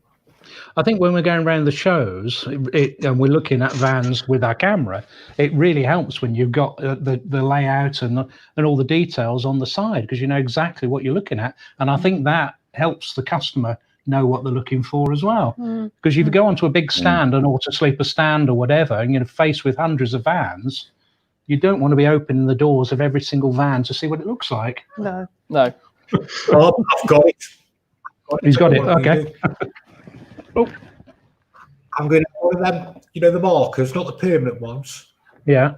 And I can draw the van next to the habitation door. Yeah. Just rub it up. Until it rains. Yeah. Turned into a 4-berth, turned into a 6-berth. Yeah. It's a good idea, that floor plan is, though. Yeah. And yeah. Bob's made me think as well about keeping vans open as well. It's been leaving the hab doors open. The weather's got to be right. Yeah. Like I said, I think a picture. If you can get a photo of the floor plan, and maybe one photo facing to one end and one to the other, then you've got a bloody good idea before you even go in. Need to go in the van. I mean, that's something that me and Jason did when we went around the NEC, and I'm sure you do something similar, Bob. Is before we went in a van, we took a photo of the layout on the board before, and then you know exactly what you're looking at. Yeah, that's right. Yeah. You've also got the price and everything like that on there as well, which makes it handy for us. Right. Yeah, and obviously the weight as well. The 3,500 limit is increasingly important for people. Yeah, and that'll be interesting going forward in a few years' time, because there's not many people that are going to have that license to do over 3.5 ton. No, we'll be dead soon, won't we? Yeah. Biased and blinkered, is it worthwhile as an individual to go to auction to buy a motorhome? I have watched Jason's video of the auction. How will auctions work now? Have you been to an auction, Bob? Motorhome auction? No, never. No. It's once a month, Shane, isn't it, Nottingham? Yeah, that's the main one. There are a couple of auction houses that play it is the best way to put it, but the biggest following and the biggest amount of lots is BCA Nottingham. There's normally 100, isn't there? Yeah, about 100 motorhomes and caravans. Probably 40 motorhomes, something like that. If you were looking for a second-hand van, it's a great place to go and have a look at all the different ranges and all the different ages, isn't it, Shane? Yeah, and see what you can get for your money. I mean, the question is it worthwhile as an individual to go to an auction? Well, if you was to, what do you reckon, Jason? 80% is sold to dealers. Yeah. So if that 80% is sold to dealers, then they're going to be sold on to the general public anyway. You just need to know what you're looking for, do a good bit of research, know what you're going for, what your price is, and so on. Probably even do 2 or 3 auctions before you go. Shane, go 2 or 3 times. Yeah. And then just don't get carried away as well. It's very easy to get carried away at an auction as well. Yeah, it is very adrenaline fired at times when there's something that you really want and you're putting your hand up and there's somebody across the other side that's also got their hand up, and you want to issue, because you've already bought it in your head. If there's a van there that especially you can see going on your holidays, you want to win it. You can pick up some good buys at the auction, Shane. Yeah, there's some good buys, and then there's some that you sit there and think, I could have gone to the dealer and bought that for less. Yeah. So just know your prices. Just know your prices before you go. For me, Shane, going to the auctions as well gives me a feel for the industry as well. I know where the market's going. I know what's going. I know what's selling, what people are buying, and it's a really good way to see how the industry's going. Don't you? Yeah, definitely. Yeah, it's a nice place to go and see everybody. I mean, that's how I met you, Jason. If you remember, was going to the auctions. In terms of how will the auctions work now, not a clue, because it's a bit like never bought you breakfast, Shane. No, he hasn't. No. He once told me he was going for breakfast and said I could invite me to the table, but that was it. But yeah, how will auctions work now? It's going to cost that. Say again, sorry. I think we lost Jace. I don't think they'll work at the moment. I don't think they won't work at the moment, Shane. No, because they're very much like the shows. You know, you've got 100 vans that are there with the doors open. People are going to want to come in and out all the way through the day. I'm not sure if it can work. Excuse me. Appointments, one-way systems, and remember your staff have more rights than the customer. I'm all right. I've got no staff. There's only me. Have you ever thought about sacking him as well? Yeah, several times. We had someone at the NEC show last year tugging at the fridge catch. These people spoil it for the rest. Why would you want to? I think it's the fact of that they want to see. Some people want to almost test things to destruction. So they'll go in a van and, they'll really pull at things and shake cupboards and you think, why would you do that? But that's just how some people are. I don't think you'll ever change them. That's one of those, really. Yeah. What do you think's going to happen? I want those babies. What do you think's going to happen? And they're tugged at the chair, aren't they? Sorry, Jace. I was just asking Bob, what do you think's going to happen for the rest of the year? Cool, blimey, that's a difficult question, isn't it? Rest of the year, obviously, campsites hopefully will be open in July. I'm going to say next month, but July, won't they? So some people will be going away. It's going to be manic at campsites, I think, isn't it? Especially if they're going to try and keep, every other pitch open. How that's going to work, I don't know. The shows, I doubt they're going to go ahead. So for a lot of people, I think 2020 is going to be pretty much a write-off, isn't it? People are going to struggle to get onto campsites because everyone will want to go. Yeah. What do you think? I think the show. I mean, there's supposed to be about 3 shows in July, August, isn't there? Yeah. Including the National Motorhome show. Yeah, we've got the National Motorhome show supposedly now rescheduled for September. There's a Lincoln show. These are all open air shows, so maybe it's a bit easier. Well, the National Motorhome show's the end of July. Okay. There's another couple in July as well. Yeah. Well, would you two want to go in September, though, or any other show? Well, I think I said earlier, I mean, we were a bit dodgy about going to the February show, because we knew about the virus. So I think we'd be a bit hesitant to go in, particularly indoor shows where there's going to be a lot of people with close contact. You can't all keep 2 meters away from each other. No. If they come up with a vaccine or something like that, then, the R rate drops to whatever it's going to drop to.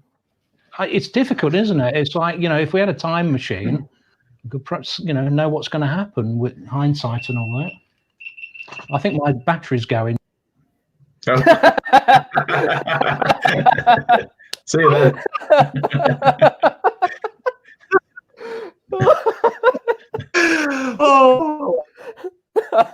Oh, that's tickle me that. Oh. Stop. So, more questions. How do motorhome shows affect dealers?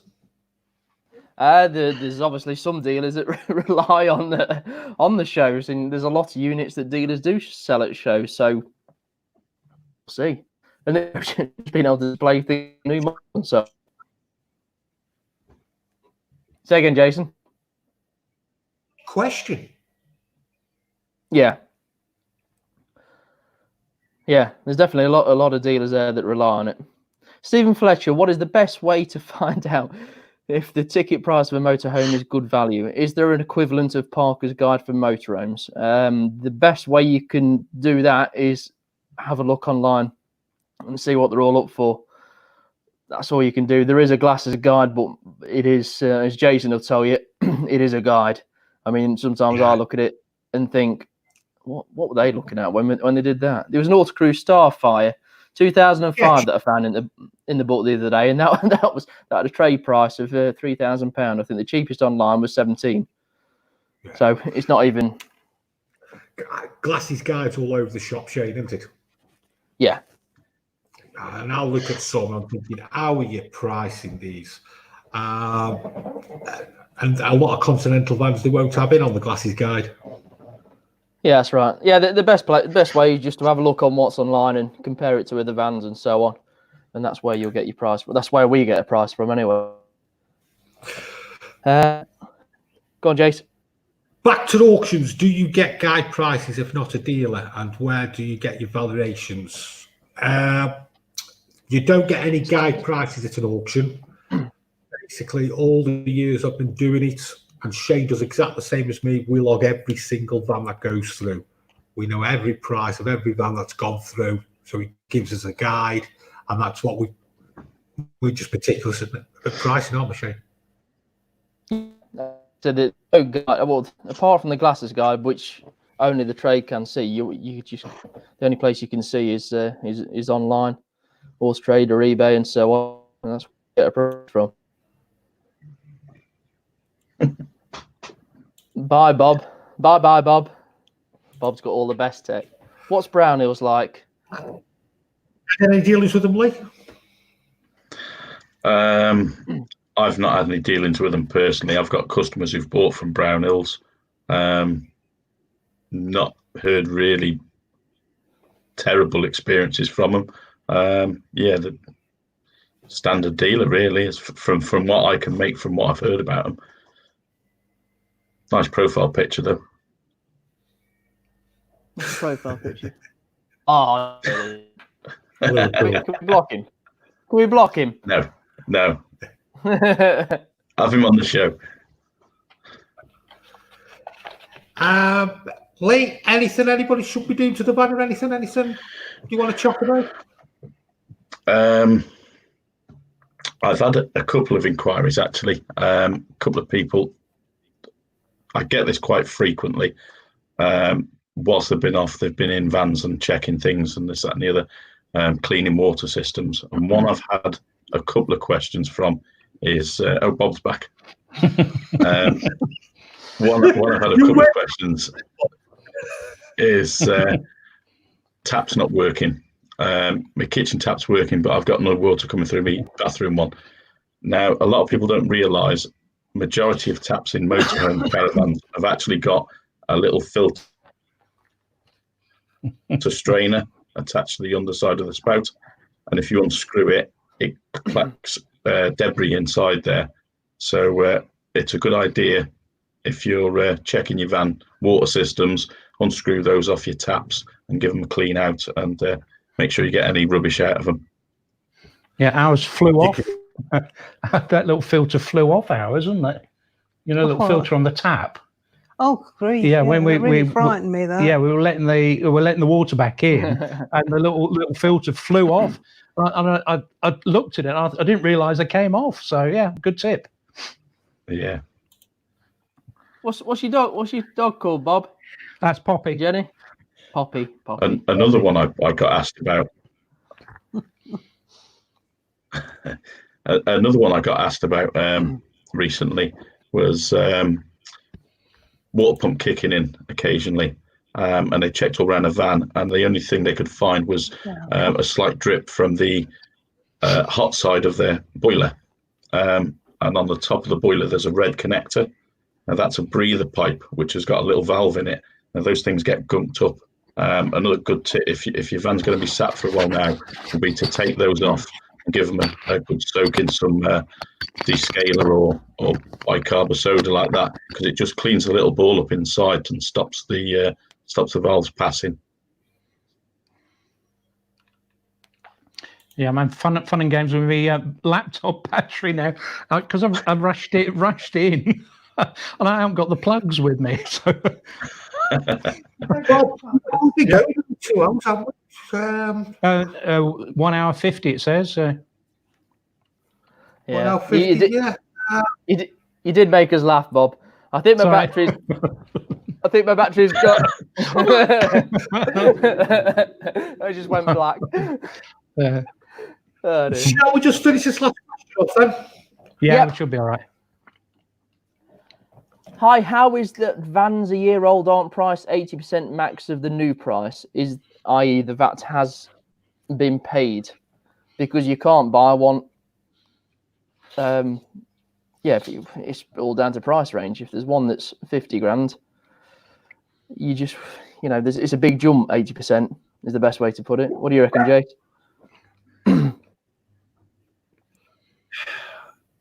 What's he trying to say? In a year's time, it should be priced 80% less? I think so, yeah. How is because the van's a year? 20% less. Yeah, he's not. What he's basically saying is if the van was 50 grand for argument's sake, and then in a year's time, it should be valued at 40 because you're not knocking the VAT off, aren't you? Yes. It all depends to demand. It's demand. I mean, the other thing is... It's like gold prices. Yeah. Yeah, and motorhome... Yeah, I mean, there might not even be any models around, and all the motors go year on year, so it may have been 80% of the price for what it was, but the motorhomes have gone up 5 grand on the on the 2020 models, so that they've held the price, which is what they seem to do, motorhomes, which is good for the likes of Bob. Yeah. It might not have been a popular van. That's why the prices have gone down more. Yeah. Definitely. It's all to what. Bob, you've been great. Better than Jason's sound. I think he's going to have to write it out. It's been sketchy all over. It's been sketchy. Bob, thanks very much, matey. Anything you want to say, Shane? Shall we wrap up? No, just really appreciate you coming on, Bob. I hope you'll come on again in the future. Yeah, if I haven't scared you off with all my tech problems. No, you've done well. You've showed Jason up, which is good. And that's yeah. I mean, it'd be interesting to get you back on, Bob, when everything's open back up again, to see what your experiences are like when the campsites are back up and running, and what the procedures are and what you found. Yeah. Okay. Okay, and Lee, thank you again. No problem, man. And Jason. Okay. Yeah, thanks for everybody for watching. We have had a few issues tonight. Internet's been all over the place. I don't know why. It started off with Bob, jumped onto me, jumped onto Shane. It's only mine, but any good. But I just love the classic moment. My battery's about to.